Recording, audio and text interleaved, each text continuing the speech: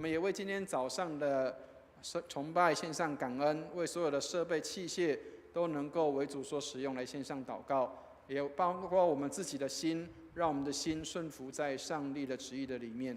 让我们一起同心同声，一起来开口祷告。亲爱的天父，我们为今天早上的时间在你面前向你献上感恩，谢谢你召聚我们来到你的面前。虽然外面有风雨，但是让我们的心仍然平静安稳。你是我们的主，我们的好处不在你以外。让我们在你的殿中敬拜你，在你的殿中享受你，在你的殿中来爱你。谢谢你垂听我们的祷告，祝福今天早上的崇拜，从头到末了，你的恩都在我们的当中。所有的设备器械都为主所使用，所有的音乐，所有的线上，我们的口唱心和，都来荣耀见证主的圣名。祝福我们今天早上的崇拜，成为馨香的祭，献在主你的坛前，蒙你的悦纳。感谢祷告，奉耶稣基督的圣名，阿们。弟兄姐妹，让我们预备心来参加早上的崇拜。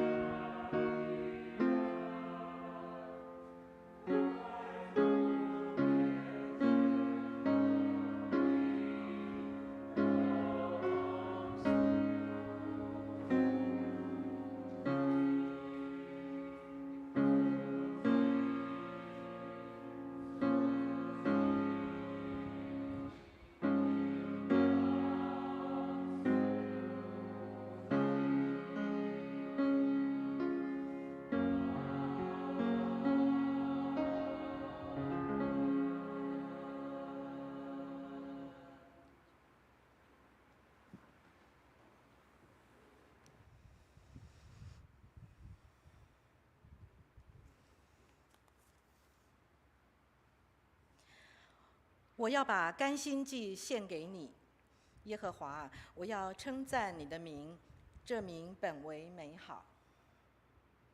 我们一起同心来祷告。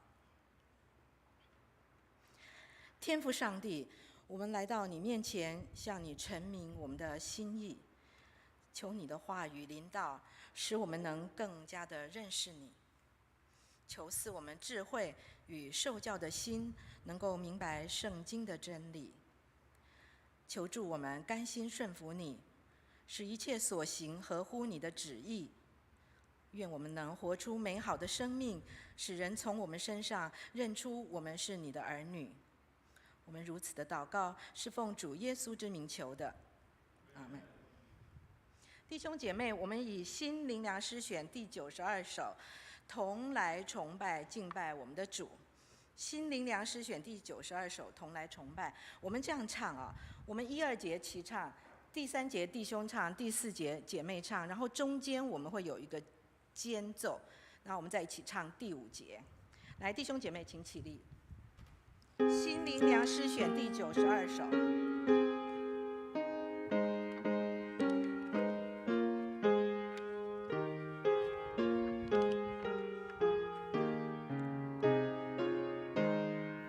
一起来。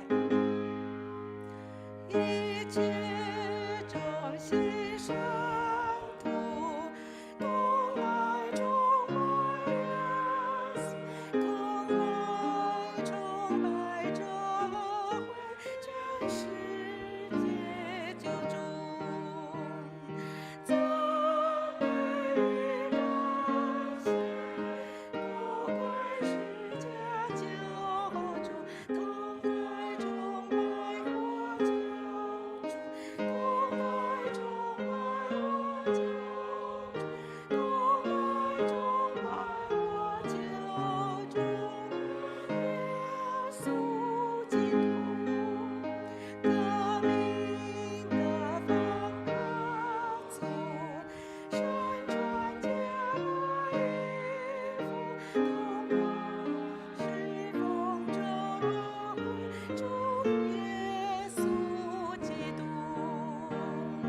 大山与国度，都归耶稣基督，同来崇拜我救主，同来崇拜我救主，同来崇拜我救主耶稣。弟兄唱第3节，天使。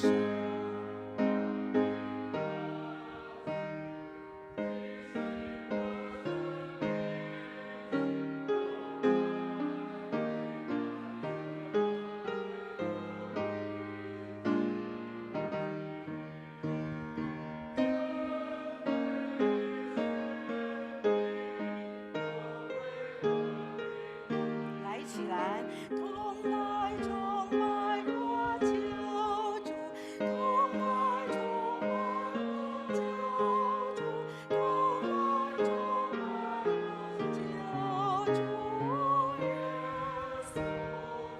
姐妹，第4节，一切受造之物，快去买全安主，同来这宇宙的主宰，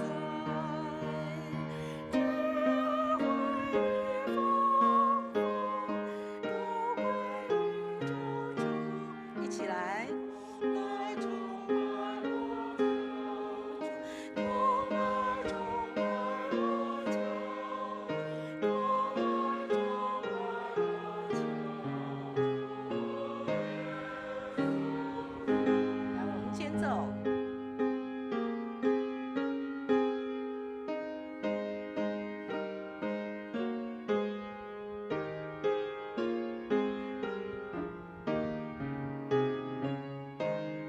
一起大声唱第5节。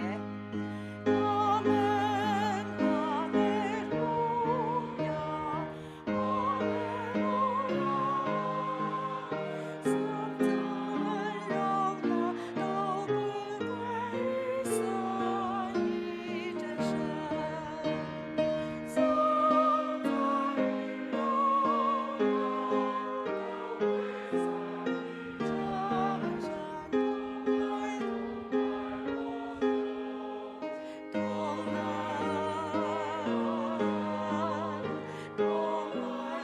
拜我救主耶稣基督。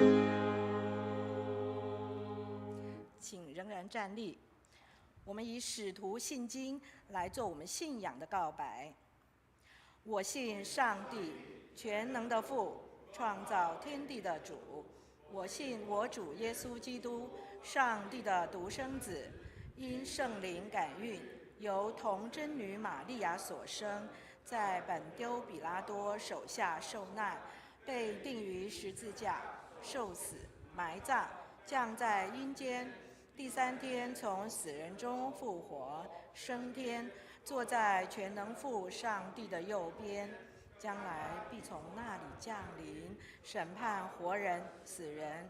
我信圣灵，我信圣而公之教会，我信圣徒相通，我信身体复活，我信永生。荣耀颂。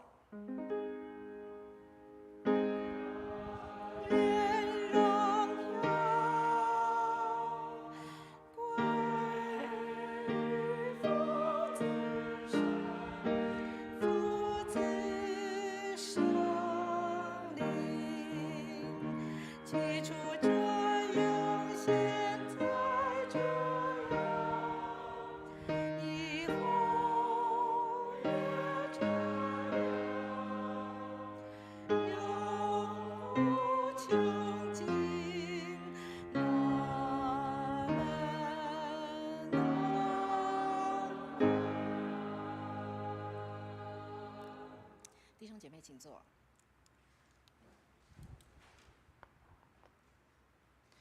我们现在以起印的方式一起来诵读上帝的话语，记载在诗篇第1篇。诗篇第1篇，那请弟兄姐妹看投影片私会与会众起印盒的分配。诗篇第1篇，不从恶人的计谋，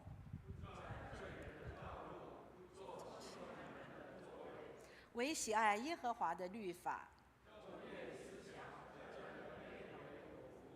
他要像一棵树栽在溪水旁，叶子也不枯干。恶人并不是这样，因此当审判的时候，恶人必站立不住。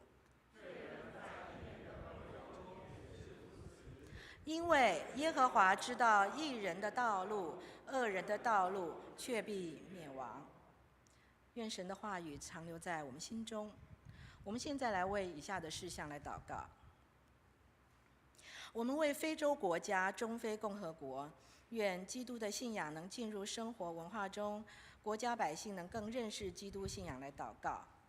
我们为台湾卫理公会北3教区新竹春湖布道所张惠美传道来祷告，也为该教会奉献充足，在当地更加得人，牧者同工身心健康来祷告。我们为现今在战火中的国家俄罗斯、乌克兰、以色列、巴勒斯坦等祷告，愿战火止息，和平早日降临。我们也求主特别赐福家中仍有未信者的家庭，持续开启家中尚未认识耶稣的亲人们他们的心，让家人有机会能够领受神的爱与真理，早日接受救恩。我们以主教导我们的主祷文同声来祷告。我们在天上的父，愿人都尊你的名为圣，愿你的国降临，愿你的旨意行在地上，如同行在天上。我们日用的饮食，今日赐给我们，免我们的债，如同我们免了人的债，不叫我们遇见试探，救我们脱离凶恶。因为国度、权柄、荣耀，全是你的，直到永远。阿们。我们一同来领受上帝的话语。现在由汪瑞恒弟兄来诵读今天的圣经经课。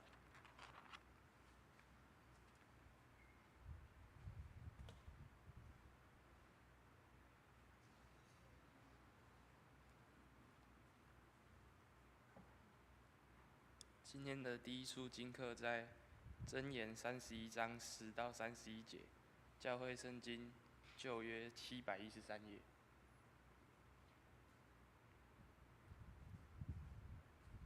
才德的妇人，谁能得着呢？她的价值远胜过珍珠。她丈夫心里依靠她，必不缺少利益。她一生使丈夫有益无损。她寻找羊绒和麻，甘心用手做工，他好像商船从远方运粮来，未到黎明他就起来，把食物分给家中的人，将当做的工分派婢女。他想得田地就买来，用手所得之力栽种葡萄园。他以能力束腰，使膀臂有力。他觉得所经营的有力，他的灯终夜不灭。他手拿年线杆，手把纺线车。他张手周济困苦人，伸手帮补穷乏人。他不因下雪为家里的人担心，因为全家都穿着朱红衣服。他为自己制作绣花毯子，她的衣服是细麻和紫色布做的。她丈夫在城门口与本地的长老同坐，为众人所认识。她做细麻布衣裳出卖，又将腰带卖与商家。能力和威仪是她的衣服。她想到日后的景况就喜笑。她开口就发智慧。她舌上有仁慈的法则。她观察家务，并不吃闲饭。她的儿女起来称她有福，她的丈夫也称赞她，说：才德的女子很多，唯独你超过一切。艳丽是虚假的，美容是虚浮的，唯敬畏耶和华的妇女必得称赞。愿她享受操作所得的，愿她的工作在城门口荣耀她。第二处经课在马可福音9章30到37节，新约49页。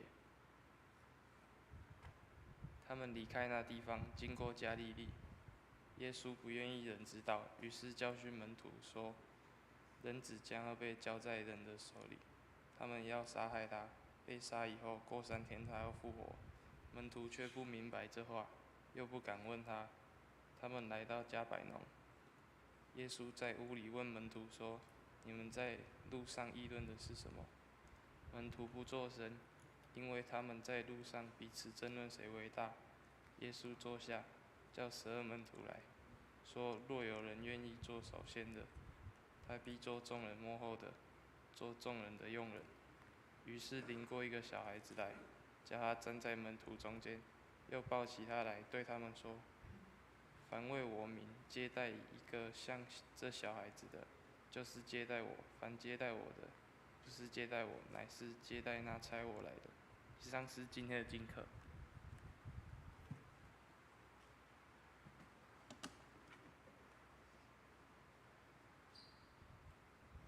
请听上帝的话，记载在雅各书第3章13节到4章3节。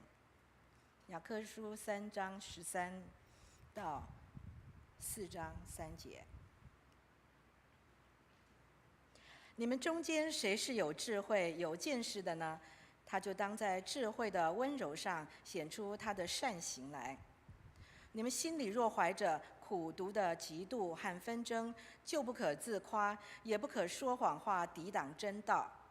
这样的智慧不是从上头来的，乃是属地的，属情欲的，属鬼魔的。在何处有嫉妒纷争，就在何处有扰乱和各样的坏事。唯独从上头来的智慧，先是清洁，后是和平，温良柔顺，满有怜悯，多结善果，没有偏见，没有假冒，并且使人和平的是用和平所栽种的义果。你们中间的征战斗殴是从哪里来的呢？不是从你们百体中战斗之私欲来的吗？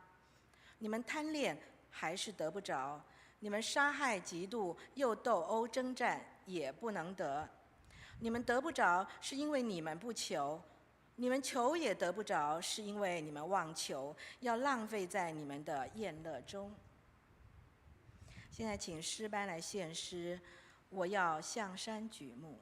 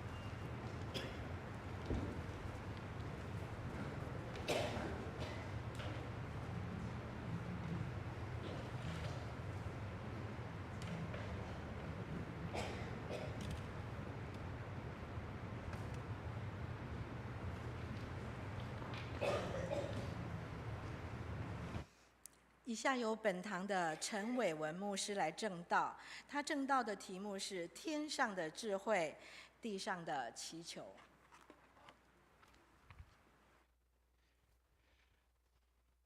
刚刚诗班在唱的时候，我相信很多人对这首诗歌的调子应该会非常的清楚。我们很多人当中应该小时候就有唱过这首歌，叫紫竹调。所以其实有很多时候，我们的诗歌不一定要就是规规矩矩的那个状况哈。有时候我们用一些的一般的民谣，也可以成为敬拜的诗歌。各位知道有一首台语的歌曲叫做《烧肉粽》，知道吗？烧肉粽也可以唱成诗歌，唱成烧疼痛。烧疼痛，烧疼痛。咱就烧疼痛。所以其实诗歌很美的地方，就是我们用不同的曲调，也许不同风格的调子，但是我们可以把上帝的这样的爱可以唱出来，这是何等美好的事情。透过诗歌可以感动人的心，透过诗歌我们可以敬拜上帝，透过诗歌我们可以向上帝献上感谢和感恩，将这些成为献在上帝面前的祭。愿上帝帮助我们，让我们来到上帝的面前，不管我们用什么样的曲调，也许我们当中有人是原住民，你可以用原住民的曲调来唱；也许我们当中有新住民，我们也可以用新住民的曲调来唱，用你自己的民谣来唱。我们当中有不管是哪一个地方来的人，我们都可以用属于我们自己的民族的这样的一个调子来荣耀上帝。愿上帝帮助我们，让我们每一个人都可以成为敬拜上帝的人，不见得只有成为一个什么样的一个歌手，或是什么样的一个演唱家，我们才能够唱出美好的诗歌。当我们在上帝面前献上我们的感谢和赞美，透过曲调，透过这些的诗歌来敬拜上帝的时候，我们每一个人在上帝面前都是上帝所喜悦跟悦纳的。愿上帝帮助我们，让我们能够透过诗歌来敬拜上帝。那一样，我们举起圣经来祷告，愿上帝帮助我们，让我们能够透过圣经上帝的话进入我们的心中，让我们时刻有上帝的话充满在我们的里面。我们一起举起圣经来祷告，我们一起念经。这是我的圣经，他说我是谁，我就是谁；他说我拥有就拥有，他说我可以就可以。今天神的话要来教导我，我诚心悔改，我心里警醒，我灵谦卑受教，我就不再一样。奉主耶稣基督的圣名，阿们。我不晓得大家晚上睡得好不好？那有很多人晚上睡得不好，为什么？因为有太多的心烦的事情在里面，甚至有很多的一些无法原谅，或者是不想去原谅的人，所以我们常常会干扰我们的睡眠。那有一个姐妹她就做了这样的一个决定她说，睡觉前原谅所有的人跟事。可是后来她发现吃不着，算了，还是不要原谅好了。听得懂那个意思吗？很多时候我们不晓得哪一个是因，哪一个是果了有时候我们可能会觉得是不是因为不原谅，所以睡不着，或者是因为睡不着，所以不原谅，不知道。但是亲爱的弟兄姐妹，如果你想要让自己的心可以得着平静跟安稳，原谅跟饶恕是我们需要学习的功课。上帝帮助我们，让我们能够在这个当然有点夸张了睡觉前要原谅所有的人和事，其实有时候很困难，我们真的会很难。有时候会碰到有一些人，我们很难去原谅他，很难去包容跟接纳他。但是上帝帮助我们，让我们能够透过上帝的大能，透过上帝的帮助，让我们可以去饶恕跟原谅那些得罪我们的人。所以当你可以原谅跟饶恕那些得罪你的人的时候，不是你的能力，不是你可以做到，而是上帝的大能帮助了我们。所以愿上帝帮助我们，让我们能够看到，能够原谅跟饶恕人是上帝的工作。我们刚刚在念主祷文的时候，在主祷文里面特别提到什么？赦免我们的罪，免我们的债，如同我们免了人的债。所以如果我们能够免人的债，是因为我们被上帝的恩典来赦免了。所以上帝帮助我们，当你被上帝的恩典饶恕跟赦免的时候，让我们也可以用这样的方式来对待别人，愿上帝来带领。所以当我们成为基督徒的时候，我们需要学习一个事情是，不是只有嘴巴里面去称呼主啊主啊，或是上帝啊上帝啊，然后我们就可以成为上帝所喜悦的这样的人，并不是这样。有很多人满嘴去称呼啊上帝啊上帝啊，很多人说主啊主啊，但是并不是代表我们就真的认识上帝，或者是我们就真的叫做成为主的门徒。愿上帝帮助我们，让我们可以知道，不是嘴巴里面的，而是我们的生活的实践。所以，亲爱的弟兄姐妹，我们在读雅各书这一卷书的时候，它是一卷相当好的书。它不是一个叫做只是让我们进入很多的知识，而是让我们知道我们的信仰应当实践在你的生活的当中。上帝帮助我们，让我们能够学习知道怎么样将我们的信仰活在我们的生活里面。如果我们的信仰不能实作，如果我们的信仰无法让我们换成为一个我们的行动的话，那这个永远只是停留在知识，而没有进到我们的心里面。所以上帝帮助我们，让我们可以在除了来到教会里面，我们领受上帝的话，而且也遵守跟遵行上帝的话。好，所以今天的经文里面，在雅各书的这样的一个提醒里面，让我们会看到怎么样去学习人际关系的相处，有哪些的智慧聪明是从人来的，是从世界来的，有哪些的智慧聪明是从上帝那里来，从上头那里来的。好，所以我们来看一下，在今天的经文里面第14节的地方，我们先来念一下第4节哈，我们先念一下14节，一起念来。你们心里若怀着苦毒的嫉妒和纷争，就不可自夸，也不可说谎话，抵挡真道。亲爱的弟兄姐妹，不可说谎话，抵挡真道。有时候我们也常常是自己在欺骗自己，我们以为我们做到了，我们以为我们可以了，其实我们还是没有做到，还是没有去真的按照上帝的话去行。在早上的这个我们的台语堂里面，这里他说叫做逆真理，就是跟真理是相违背的，是相反的。我们每个礼拜天来到教会里面，来到教堂里面来领受上帝的话，但是有时候我们的行为所行的跟真理是相反的。很多时候我们很会讲，很会去表达我们的信仰，但是我们在生活上却是没有办法真正的把它能够实践。所以最近有一个弟兄曾经这样的问我，他说：“牧师啊，为什么你要常常在这个主日崇拜的那个主日的那个圣餐礼拜的时候，要带我们大家一起这个认罪祷告啊？”然后他就说：“牧师，为什么你要常常在上面讲你自己的问题，讲你自己的一些的这个犯的错误？”我就跟这个弟兄来解释，我说，并不是说好像只有牧师会犯错，弟兄姐妹不会犯错，不是的，而是要带着大家一起来认罪悔改，就是在台上在台下，我们是一起的认罪，不是只有哪一个人在认罪，是我们一体集体的，我们一起在上帝的面前来认罪跟悔改。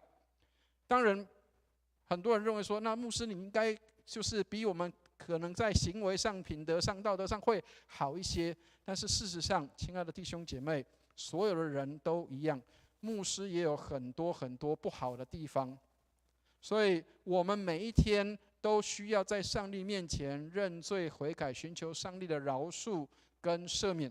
曾经有以前在牧会的地方，曾经有一个教会，在那里我在那里带领弟兄姐妹在那里认罪祷告。在那里认罪祷告完的时候，当我下到台下的时候，教会的执事们就纷纷跑来问我，他说：“牧师，我们教会发生什么事了吗？为什么要在这边认罪悔改跟祷告？”亲爱的弟兄姐妹，为什么我们需要常常认罪悔改在上帝的面前？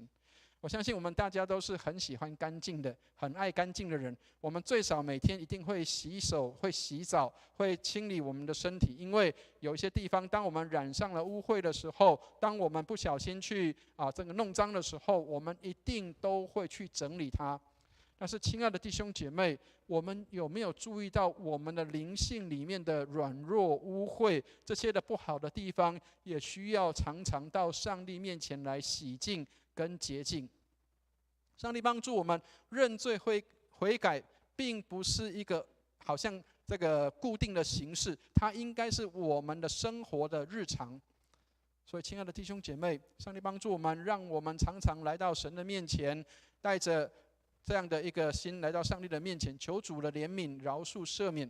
我们在一天当中，我们可能会有很多时候，我们的说话不得体，我们的行动可能会有一些偏差，或者是我们心中会有一些的贪念，我们心里会有一些的不好的事情在我们心里面在翻搅。但是，让我们可以透过在上帝面前的认罪悔改，以致洗净我们的一切。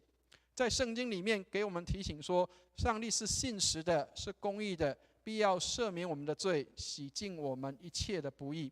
所以愿上帝帮助我们，让我们的悔改，让我们的认罪不是一个流于形式上的，而是我们真诚的从心里面发出的这样的一个悔改跟反省。好，所以在雅各书里面特别就提到有2个不同的一个智慧，那一个是属地的智慧，一个叫做属天的智慧。我们来看一下雅各怎么样来描述这一段的圣经里面属地跟属天有什么不一样。我们一起来念一下16节的地方，我们先一起来念一下16节，一起念来。在何处有嫉妒纷争，就在何处有扰乱和各样的坏事。亲爱的弟兄姐妹，在各样的地方，如果有嫉妒纷争，就在各样的地方会有扰乱，还有各样的坏事。也许你会看到你的工作职场、你的家庭当中，包括在教会里面，如果有嫉妒跟纷争，那么结局一定就是扰乱跟各样的坏事。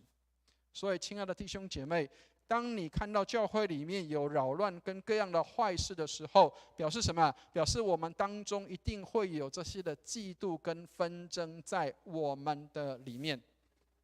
很多人说怎么会有教会里面会有这些不好的地方？教会里面怎么会有这些不好的东西在这个里面？亲爱的弟兄姐妹，不要以为稀奇，因为在教会里面，我们是罪人的组成。我们在教会里面没有任何一个人是好人，所以免不了一定我们当中会有所谓的嫉妒跟纷争在里面。有时候我们可能在服事上，我们觉得这个人他怎么会做得比我好？为什么他会得到这个牧师的赏识？为什么他会这个好像做的事情会被人家赞美肯定他没有什么好，我们这个他不过就是一个这个有什么势力啦或是他有些什么样的这个只会这样啦我们常常会去说别人的不好。我们常常会去批判别人，但是我们很少去肯定、赞美、鼓励别人。所以上个礼拜，我们如果有大家还有印象的话，其实我们这几周都在谈雅各书里面的内容。雅各书里面常常提到舌头的这样的一个影响。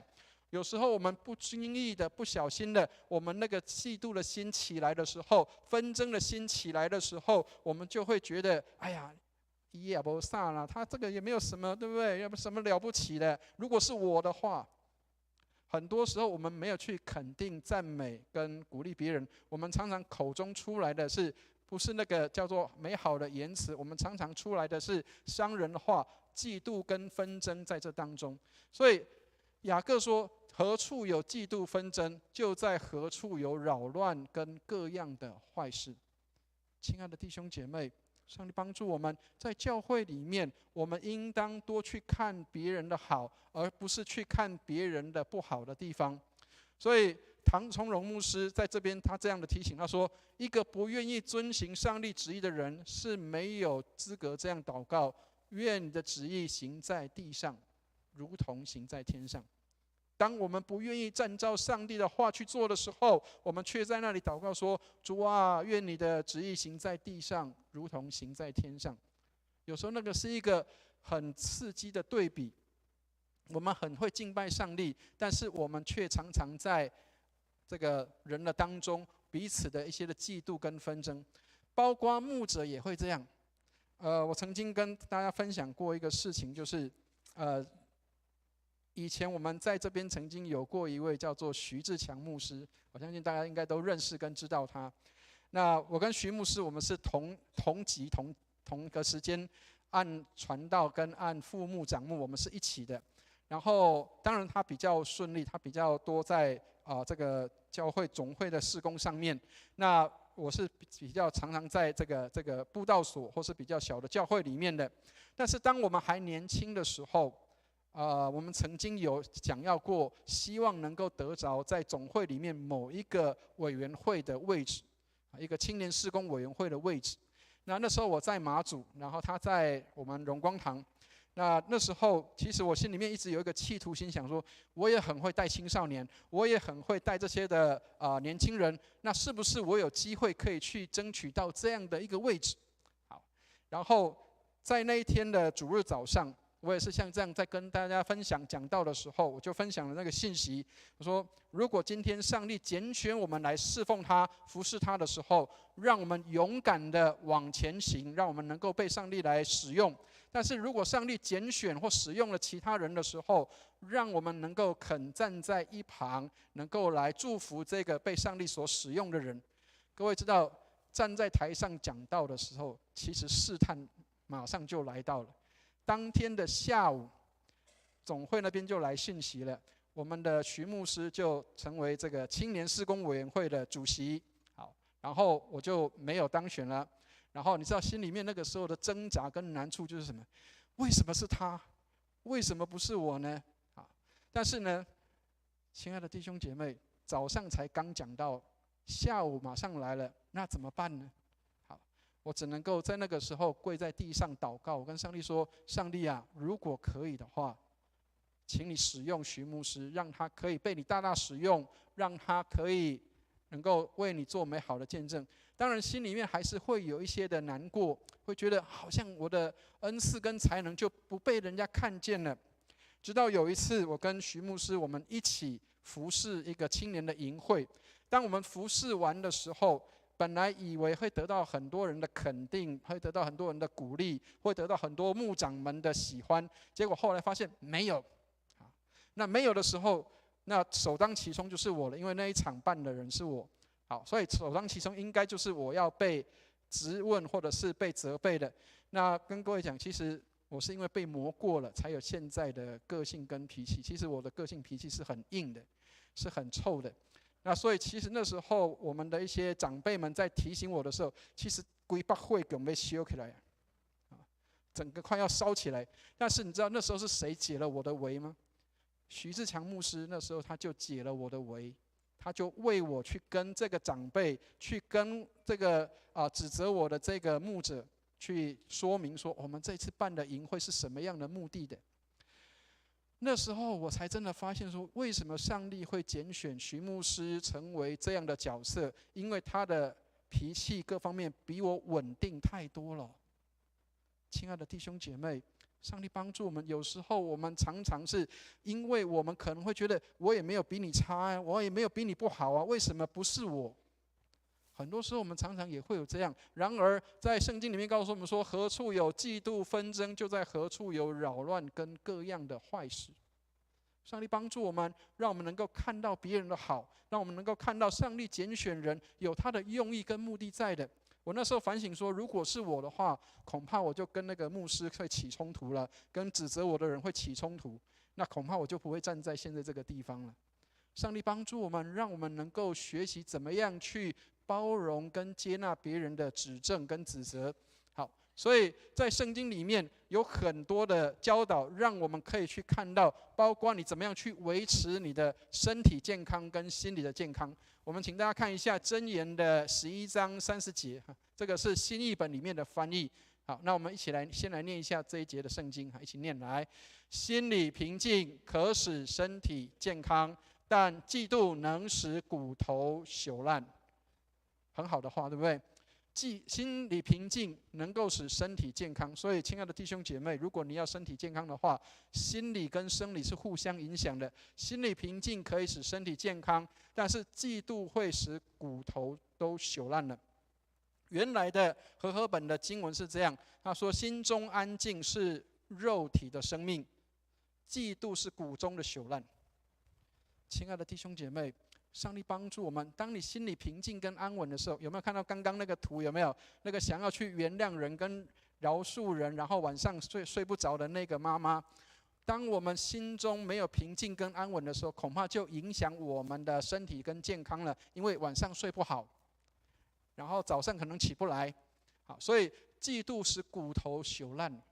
所以，亲爱的弟兄姐妹，上帝帮助我们。你希望你的骨头强健，你希望你不会有这个骨质疏松，你希望你身体能够健康的话，这一句话很好用。心里平静可以使身体健康，但嫉妒能够使骨头朽烂。亲爱的弟兄姐妹，上帝帮助我们，让我们能够去寻求那个心中的平静跟安稳，让我们的心里可以有健康，外在也能够有健康。好，所以上帝使我们能够跟人有彼此的和睦，透过我们的彼此的不同，让我们可以彼此的欣赏，而不是彼此的去排斥。很多人做事的方法跟方式跟我们不一样，但是我们求上帝给我们有一颗包容跟接纳的心。上帝怎么样来饶恕跟接纳我们，让我们也可以用这样的方式去饶恕跟接纳人。好，所以刚刚提到这个叫做地上的智慧，那么什么叫做属天的智慧？请大家来看一下第17节的地方，我们来念一下17节，我们一起念来。唯独从上头来的智慧，先是清洁，后是和平、温良、柔顺，满有怜悯，多结善果，没有偏见，没有假冒。亲爱的弟兄姐妹，有看出那个当中的不同吗？属地的智慧，嫉妒纷争，就有毁谤跟各样的坏事。但是属天的智慧让我们什么？属天的智慧有清洁、和平、温良、柔顺，满有怜悯，多结善果，没有偏见，没有假冒。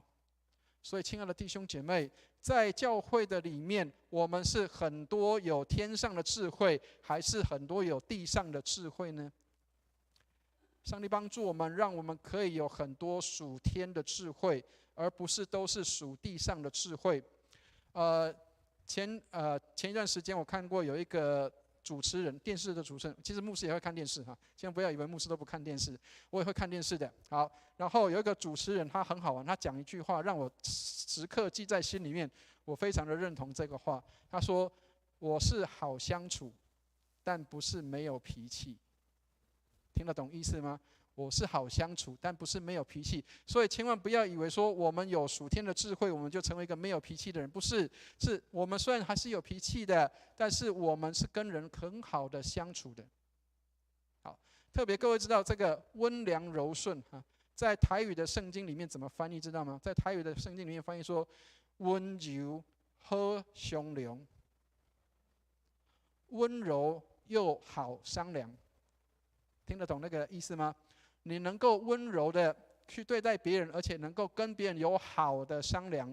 亲爱的弟兄姐妹，我们有没有在每一个事工上面、事情上面，或者是一些的交谈当中，跟人有好商量，而不是没得商量，全部按照我的意思，全部都按照我的方式？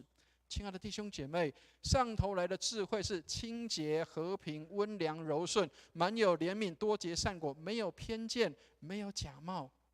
不是只有来教会里面啊，你好我好，但是心里面恨得要命，那个叫假冒。各位知道圣经里面耶稣曾经说假冒为善的人，他其实原来的意思是这样，原来的意思是指戴着面具演戏的人。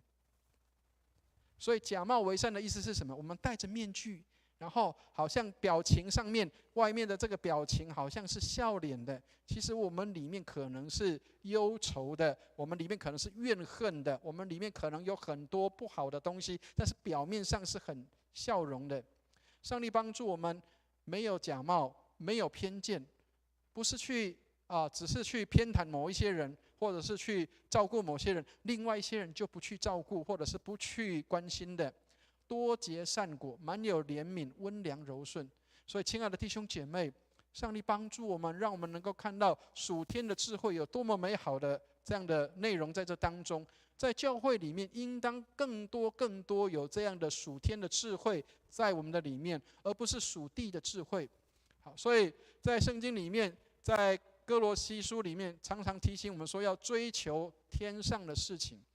那个追求天上的事情，不是叫我们飞在天上，不是，而是我们要常常去思想那个天上美好的事情，把天上那个美好的事情能够带到地上来，和平、温良、柔顺，没有偏见，没有假冒，从天上带到地上来，而不是我们常常是追求这地上的事情。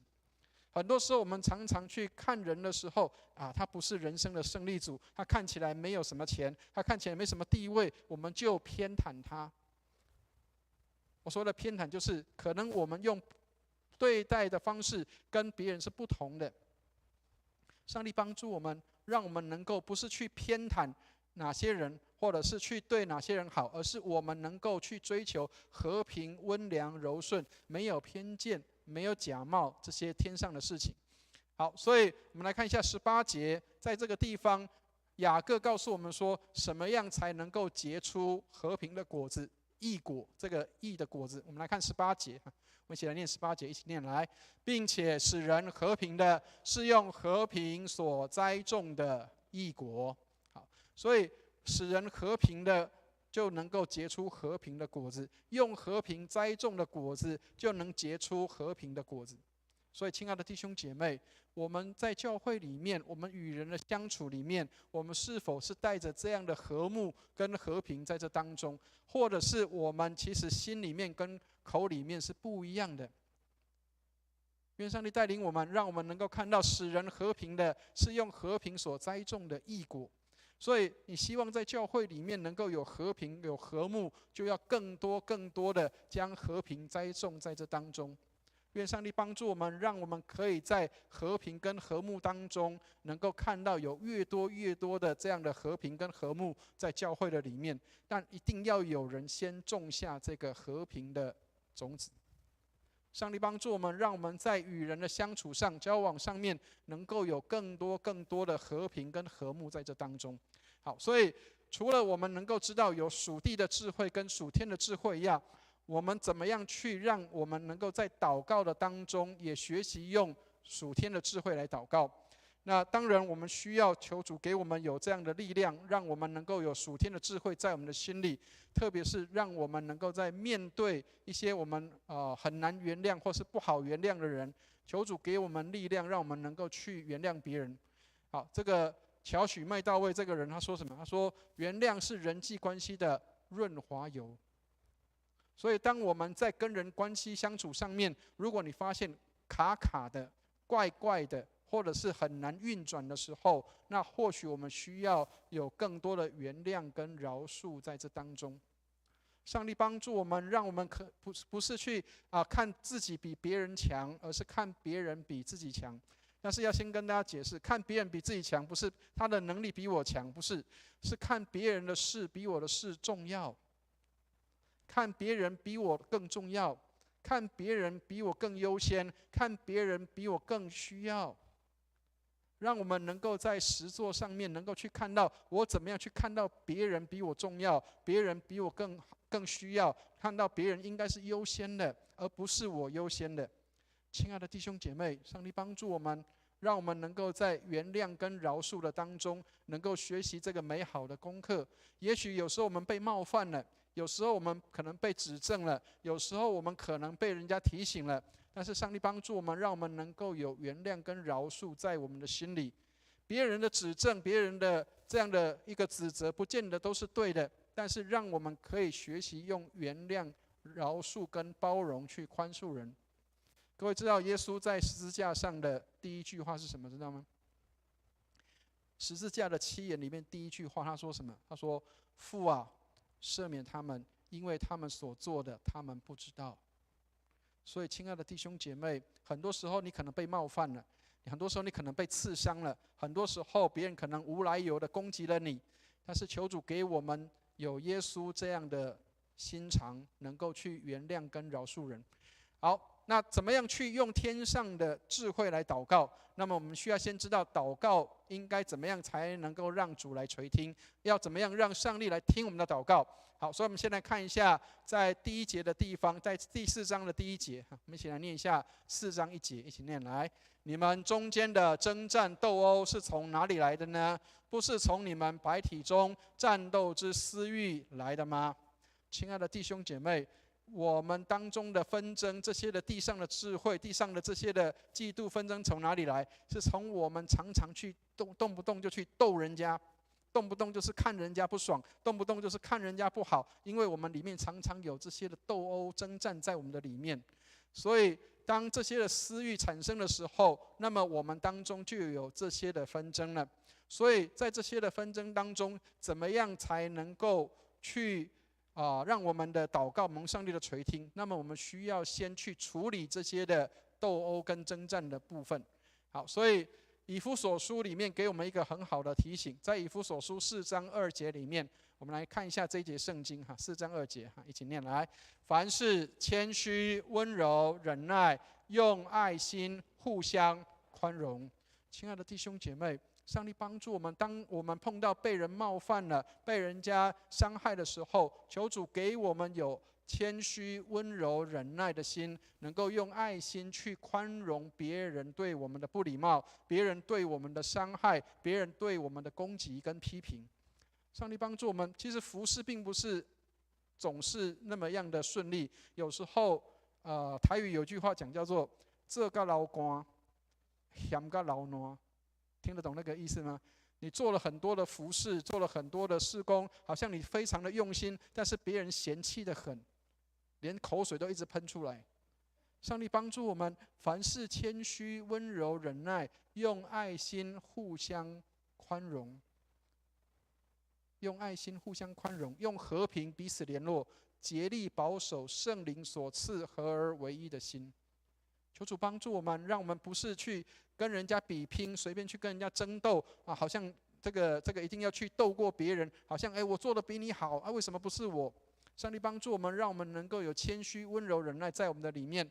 所以在圣经里面，上帝让我们可以从和睦当中得到祝福，上帝使我们能够在和睦当中两下能够合一，拆毁中间那个隔断的墙。所以亲爱的弟兄姐妹，教会里面我们不是彼此的不和，不是彼此的看不起对方，而是如何怎么样让我们可以彼此包容跟接纳。好，所以雅各就提醒我们，为什么祷告得不着？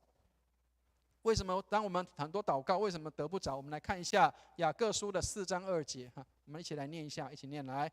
你们得不着，是因为你们不求。好，所以很多人为什么会发现说，他即使很努力，但是好像他永远没有办法到某一个位置，或者是他常常不喜乐，常常没有办法在那个地方得到释放。各位知道腓立比书里面有2个姐妹，那个是一个很有名的例子。腓立比书里面有2个姐妹，一个叫友阿爹，一个叫寻都基。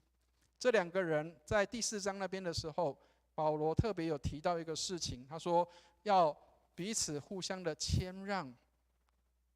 他说你们要喜乐，你们要常常在主里面要喜乐。为什么要喜乐？因为这2个姐妹她们在争什么？她们在争姐妹会主席的角色。这2个姐妹在争姐妹会主席，然后这2个人的能力都很好，但是保罗说什么？要叫人知道你们彼此谦让的心，因为主来的日子近了。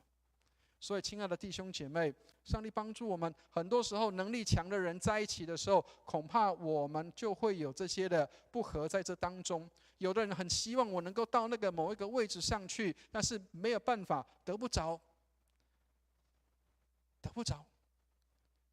这当中包括刚刚提到了，是不是我们没有看到上帝的心意跟旨意在这当中？或许我们没有去看到别人的好，我们常常觉得是自己最好，所以他说我们得不着是因为我们不求。所以保罗也劝这2个姐妹，他说你们要彼此谦让，而且要在主里面喜乐。他说你们要喜乐，即使是没有，我仍然是喜乐的。好，所以这个迈尔这个牧师他说什么？生命中最大的悲剧是不是祷告不蒙应允，他说最可怕的是什么？是放弃了祷告，是放弃了祷告。所以上帝帮助我们，让我们不是因为没有按照我们的意思就不祷告了。当上帝安排另外别的方式回答我们的时候，我们仍然不断的祷告，不是去求自己的意思，而是去求上帝的旨意能够成就。上帝帮助我们，不是放弃了祷告，而是我们更多的祷告。好，所以第3节的地方，第4章第3节，我们来看一下最后这一节，我们来念一下第3节，一起念来。你们求也得不着，是因为你们妄求，要浪费在你们的宴乐中。这个宴乐包括希望要追求到一些的身份地位，或是希望被别人来肯定，或是希望被别人来称赞，这些都是包括在这个宴乐的当中，就是讨自己的喜欢，讨自己的意思的好处。所以上帝帮助我们得不着，是因为我们常常希望是荣耀自己，而不是来荣耀上帝的。上帝帮助我们，我们常常有的时候求上帝，但是得不着，是因为我们妄求，没有求上帝的心意。好，所以蔡松辉牧师给我们有2张图蛮好的比较。他说我们的祷告常常是什么？我要求这个能力、智慧、聪明，要求有钱，要求身份地位，但是我们没有常常去求上帝的旨意是什么。有时候上帝要我们去服侍人，但是我们常常喜欢被别人服侍。上帝指导我们，要我们去能够去帮助人，但是我们常常是希望自己得帮助就好，我不愿意去帮助别人。上帝帮助我们，让我们可以看到祷告要求上帝的心意，而不是要求我自己要些什么。好，所以一个教会有没有温度，不是去看这个教会的活动表，不是这个教会有很多活动表示这个教会有温度，不是的。这个教会能不能有温度，是看我们有没有祷告在这当中。所以愿上帝帮助我们，让我们可以有更多的祷告在这里面，让我们有更多的祷告在教会的当中，以至于我们看到属天的那样的智慧跟好的果子在教会的里面越多。曾经跟大家分享过去韩国的一个经验，我们有一次我们的总会的牧者们，我们去韩国的教会观摩，那个教会的牧师他就特别提到这个事情，他说在教会里面祷告越多，抱怨就越少，但是教会里面如果抱怨越多，表示我们祷告就越少了。所以亲爱的弟兄姐妹，如果你有听到教会里面有很多的抱怨，有很多的不安、不满，或者是很多的一些的批评论断，这些都是属地的智慧。那我们要求属天的智慧在我们的当中，然后要更多的祷告在这当中。所以亲爱的弟兄姐妹，不是只有去解释，不是只有为别人去解释，而是让我们有更多的祷告在我们的当中。当我们祷告越多，抱怨就越少。但是如果当我们抱怨越多，表示我们越没有进入祷告的里面。好，所以今天的经文给我们几个提醒。第一个，基督徒是有属天智慧的人。所以亲爱的弟兄姐妹，你要相信属天的智慧进到你的心里面，你有属天的智慧在你的里面，那么你活出来的样式应该就是清洁、温良、和平、柔顺，没有偏见，没有假冒的。上帝帮助我们，让我们成为一个有属天智慧的人。那些依靠圣灵、住在圣灵的里面的人，他们能够成为一个和睦的榜样。记得刚刚的经文里面说什么？用和平栽种的义果，使人和平的是用和平所栽种的义果。所以能够使人和睦，那么必须先成为一个和睦的人。所以不要去用别人对待我们的方式去对待人，而是要用上帝对待我们的方式，用耶稣对待我们的方式去对待别人。愿上帝帮助我们，主怎么样饶恕我们，让我们也怎么样去饶恕人。所以基督徒不是彼此争竞，所以千万不要觉得说在教会里面好像我们在这个当中有哪些的职分，包括可能会有执事小组长或是主日学老师，或是这些有身份的这样的一个名分。在教会里面，为大的要做最小的，为首的是做众人的仆人。除非你有服侍人的心志，否则不要去变成说成为那样的人之后，去成为一个伤害别人的人，或者是让人感受不好的人。能够去服务人，才是你得到这个位置的一个重要的一个依据跟条件。上帝帮助我们，让我们能够拥有这个身份，是更多的去服侍人，而不是因为拥有这个条件去辖制人。曾经我看过有一个教会的一个姐妹她曾经是这样，她在那个就是念完神学院之后，她自诩她自己，她说她成为一个这个传道人她说她是一个传道人，然后她就这个在教会里面有很多的这个手指指着别人指挥你要做什么，你要做什么，你要做什么。成为传道人不是你要去指挥别人，而是我们成为一个服侍人的人。所以基督徒不是彼此互相增进，而是我们彼此互相的服侍。第二个，基督徒是能够彼此饶恕的人，所以在饶恕的当中要常常学习说对不起。那这个也跟大家做一些的分享跟提醒，就是让我们不要去觉得说对不起是对错的问题。很多时候我们不敢讲对不起，是因为好像觉得他是错了，所以才叫做对不起。其实对不起不是为了对错，对不起是为了关系，为了关系好，所以讲对不起，而不是为了谁是对的，谁是错的。所以亲爱的弟兄姐妹，上帝帮助我们，让我们能够常常去学习讲对不起。有一个婚姻专家这样说，他说在家庭里面，其实最好的最能够让夫妻之间不会有问题或吵架的最好的3个字，不是我爱你，而是对不起。能够听得懂那个意思吗？在婚姻相处当中，最好的3个字不是我爱你，而是对不起。我对不起你，我觉得很亏欠你，我觉得跟你抱歉，很抱歉，对不起。所以在婚姻当中，最好的3个字是对不起，其次才是我爱你。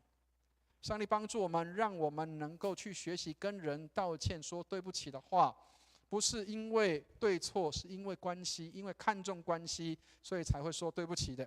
好，所以圣灵所结的果子，刚刚提到用和平栽种的义果，圣灵所结的果子里面有什么？仁爱、喜乐、和平、忍耐、恩慈、良善、信实、温柔跟节制。上帝帮助我们，让我们能够在教会里面多种下这些的种子，多生产这些的果子出来。所以最高尚的复仇就是原谅。上帝帮助我们，让我们能够去做这样的事情。最高尚的复仇不是去打人家一拳，而是能够去原谅别人。昨天有一个姐妹这样跟我分享，她说她信主的时候，她领受的第一句话就是为你的仇敌祷告。她说这样就是把炭火堆在她的头上。这个姐妹昨天跟我分享的时候，她非常的兴奋。她说当她领受这个话的时候，她真的照这样做。结果她说上帝真的给她开启了另外一个不同的眼光，甚至到最后，她说她曾经帮助过一对母子。她说这对母子他们看到她的一个这样的好的行为的时候，他们说我想像你这样，你怎么去做的？你怎么做到的？她说当我为我的仇敌祷告，为我的仇敌祝福的时候，她说就是把炭火堆在他的头上。所以最高尚的复仇不是去打人骂人，而是去原谅跟饶恕人。上帝帮助我们，让我们能够学习怎么样把炭火堆在仇敌的头上，不是我们自己去抱怨，或者是去冲突，或者是去攻击，而是学习怎么样在原谅当中去看到上帝的作为。第3个，基督徒是应该知道怎么祷告的人，所以祷告我们应该要知道要寻求什么样的内容。我们如果照上帝的旨意求，在这个地方提到，我们若照上帝的旨意求，这是我们向他所存坦然无惧的心。上帝帮助我们，让我们可以从圣经当中给我们看到启示，怎么样去了解如何祷告。在约翰一书里面的第5章里面14节里面这样的提醒我们，当我们照着他的旨意求，无论我们求什么，这是我们向他所存坦然无惧的心，让我们能够坦然无惧的跟上帝来祈求。所以先懂得跟上帝说话，然后再来跟人说话。很多时候我们常常急着去回应人，急着去跟人说话，但是忘记要先跟上帝说话。所以懂得怎么样跟上帝说话，比懂得如何向人说话更重要。上帝帮助我们，让我们先跟上帝有美好的交通，以至于我们再能够跟人有美好的交通。所以在这边，这个 Good TV 给我们一个很好的提醒，他说祷告蒙应允的3个条件。他说第一个，清楚知道自己要什么，要很清楚的知道我要一些什么，我要跟上帝求什么。那第二个，要按照上帝的心意来求，不是按照自己的，按照上帝的。第三个，渐进的，而且不要放弃。很多时候我们常常只祷告一次，就希望上帝要求，要给我们成就。但是上帝要我们能够常常祷告，不可灰心。所以有时候我们可能希望这个求的东西是好的，那么让我们持续不断的跟上帝来寻求，跟上帝来要。若这是好的，上帝必然成就。愿上帝帮助我们，让我们也可以从祷告当中去看到上帝的美好的作为在这里面。好，所以最后的结论就是，进入祷告的深处，就能够知道主的旨意，明了他的美意。如果我们要了解上帝的旨意是什么，上帝的心意是什么，那么让我们更进入祷告的当中。愿上帝带领我们，让我们的祷告越多寻求上帝的心意，你就越看到上帝的旨意成就在我们的当中。愿上帝祝福我们。我们一起来祷告。慈悲爱我们的天父，谢谢你，让我们更多寻求你的心意，让我们更认识你，更知道你，更了解你，以至于当我们能够更认识你，更了解你，更知道你之后，我们所寻求的就是你的旨意，我们寻求的就是你的意愿，我们所寻求的不再是自己的意思，乃是上帝的意思。谢谢你垂听我们的祷告，祝福我们的弟兄姐妹，让我们的祷告都能够蒙上帝的垂听，因为我们寻求上帝的心意。谢谢你施恩看顾，祝福我们在你里面蒙恩，让我们常在你的里面，你的话也常在我们的里面。感谢你垂听我们的祷告，愿荣耀归给主，奉耶稣基督的圣名，阿们。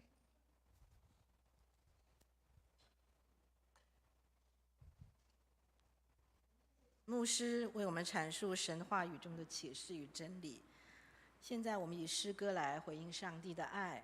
我们要唱心灵粮诗选第368首，爱主更深。爱主更深，我们唱全首。弟兄姐妹请起立。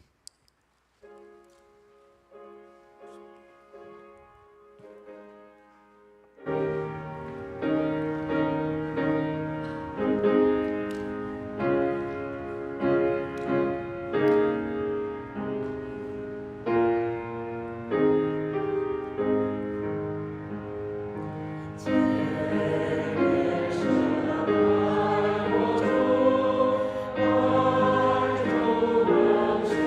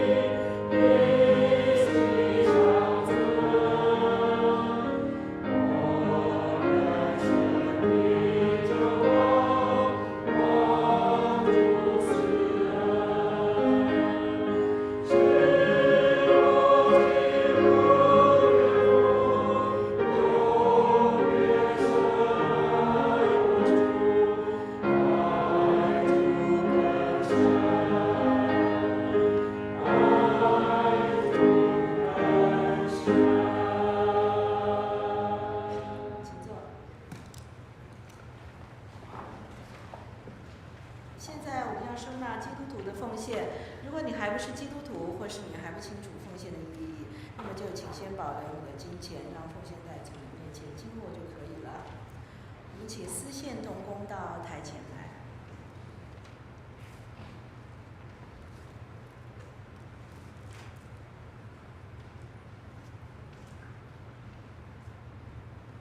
让我们以感恩的心回应上帝的爱，我们一起来祷告。赏赐丰富的主，万物都是从你而来的，我们把从你而得的献给你，尽我们的心思、力量，奉献金钱。愿教会用于各样的事工及宣扬福音，使之用得合宜，荣耀你的圣尊名，使众人得着益处，复兴教会。如此祷告，是奉我主耶稣基督的名。阿门。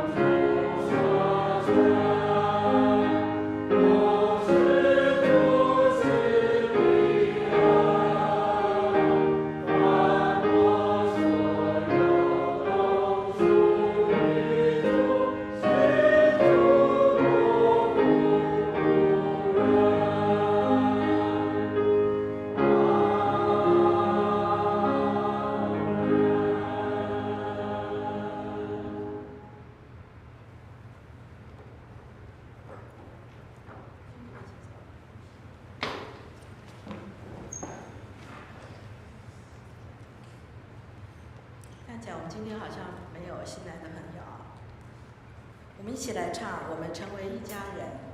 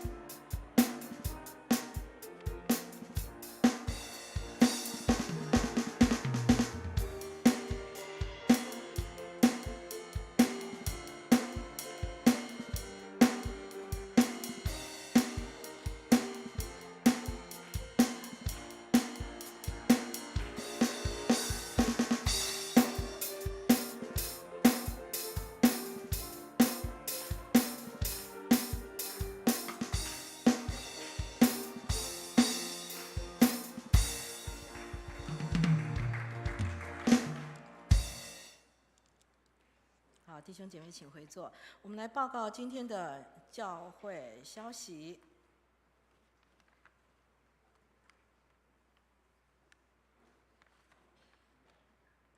我我们下主日将要邀请葡萄树协会的郑信胜弟兄前来分享，请我们为这个机构事工来关心代祷。这是一个什么样的协会？我们待会请牧师给我们介绍一下。我们教会成人主日学，9月1号已经开学了，请我们为上课的老师、课程的预备以及参与的弟兄姐妹渴慕神话语的心来代祷。如果你不急着回家的话呢，欢迎大家在会后主日崇拜会后呢就留下来。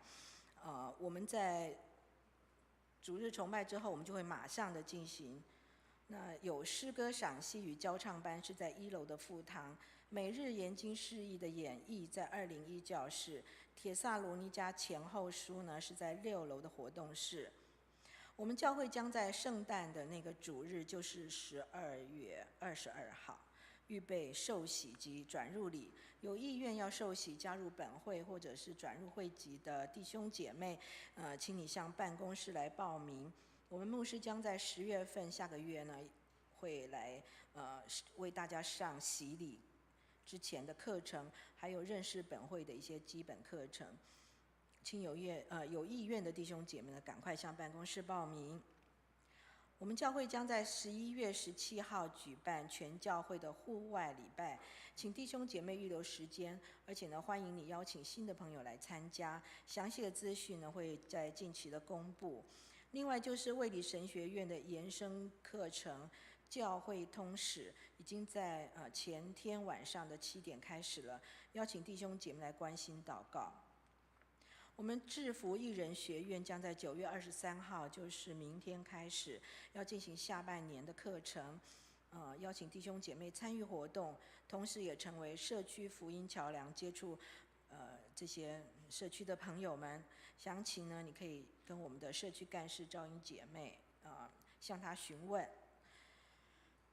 另外，我们教会要征召平日下午值班的义工，有意愿参加成为教会义工弟兄姐妹，欢迎跟办公室来登记。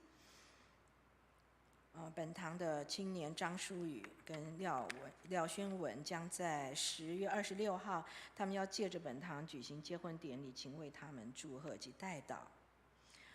为了教会复兴守望，邀请弟兄姐妹实体的参加礼拜4晚上7点半的查经祷告会。如果你无法出席的话，我们也有线上直播，让我们一起来为所关心的事项来祷告。新一季就是10月到12月圣坛献花认献表已经张贴在公布栏，请弟兄姐妹踊跃的认献。另外还有就是有关于韩国釜山大邱5日游的行程，从今天开始呢可以报名，你可以向办公室或者是领队赵少文弟兄来报名。行程时间是明年的3月31号到4月4号，5天4夜。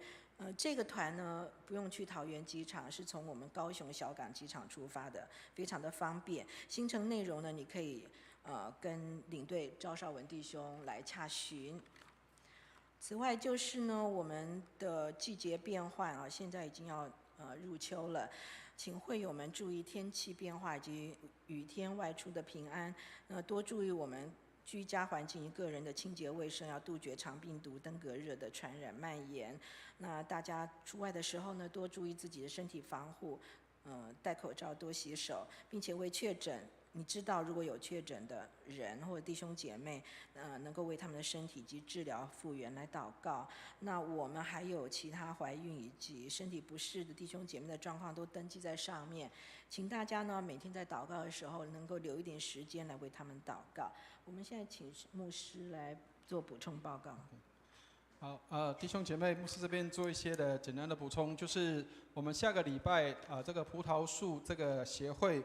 他这个郑信胜弟兄，他原本是伊甸的那个盲人合唱团的一个成员，然后他自己离开之后，他去就是做这样的一个服事，就是照顾比较弱势的儿童跟一些受刑人的家庭的这个照顾所以这也是一个关心人的一个机会。那所以请弟兄姐妹，我们也为他们来关心跟祷告那如果你有感动，也可以为他们做这些的奉献。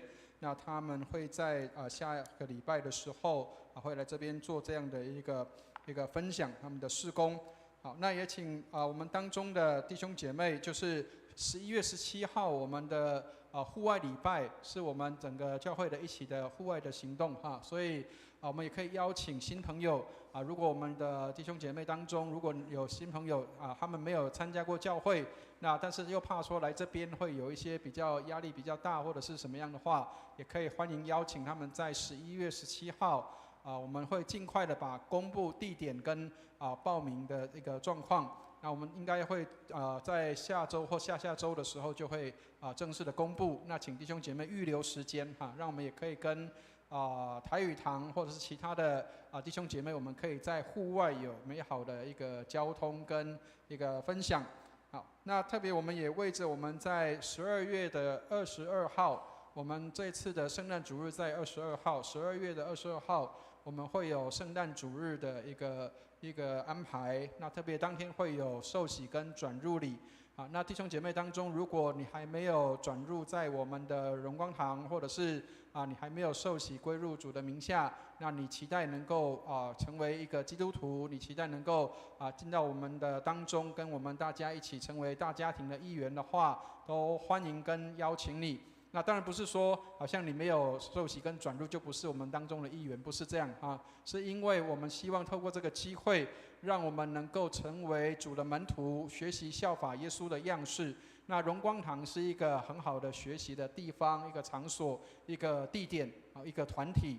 那所以求上帝帮助，让我们可以透过在我们这个信仰团体里面的彼此的造就、彼此的劝勉跟帮助之下，让我们可以更好的、更多的成为基督的门徒，成为这个成为教会当中的一份子，那也成为我们的一个所属的教会当中的一员所以愿上帝祝福，让我们可以在10月份我们会开始有这样的一个信仰课程。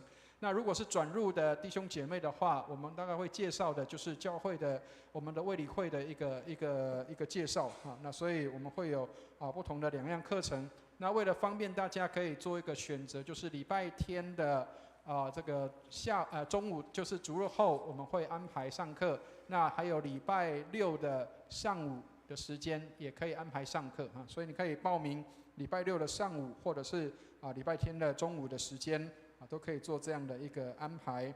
好，那我们也为着我们的教会10月要办一个婚礼这是我们很难得可以在教会里面有这样的一个美好的时间，可以看到这个教会的婚礼。那我们也为这一对年轻人祷告，为舒宇还有宣文他们祷告，求上帝帮助，让他们可以在我们的教会里面能够有这样的一个美好的时刻，能够来进到这样的美好的一个婚姻的阶段的里面。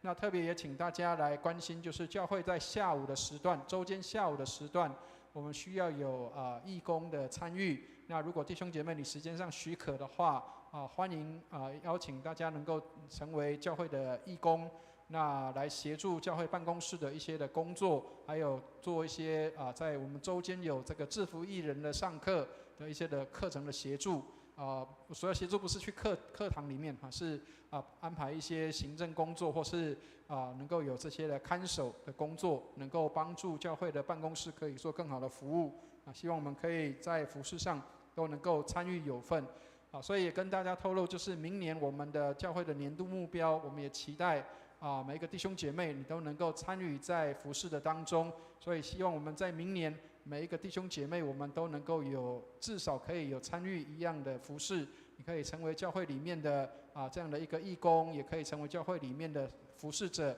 参与成为小组长，成为执事，成为教会里面的这些服事的同工，让我们能够参与在服事当中有份，让我们领受服事，然后我们也能够服事人。愿上帝来祝福。以上，谢谢。我也借此报告一下，就是我们诗班呢，从10月份开始呢，要练习圣诞节的诗歌。如果你平常不能参与，而你也很想来唱诗歌的话，你就花2个月的时间来练一点圣诞歌曲，让我们在12月22号的时候，本人选了4首非常好听的歌，大家可以一起来参与练习。另外我们今天诗歌班要介绍的主若是也是非常好听的歌，你不要急着回家去参加主日学。好，弟兄姐妹请起立，我们来唱3-1颂。普天之下万国万民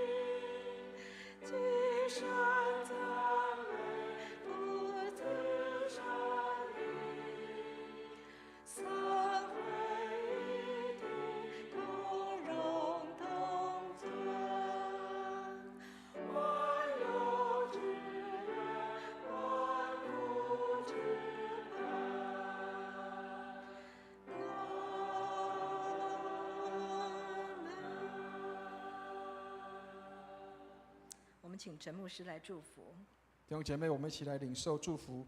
亲爱的天父，让我们有更多属天的智慧进入我们的心中，好让我们透过属天的智慧带来和平、温良、柔顺，没有偏见，没有假冒。祝福我们，让我们在各地方都为你做美好的见证，让人看见有基督的生命在我们的里面。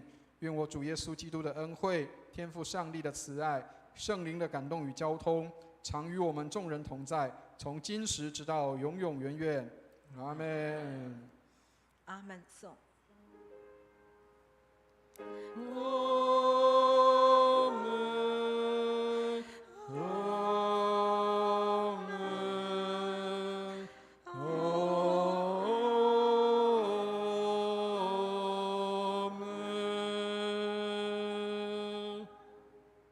请坐。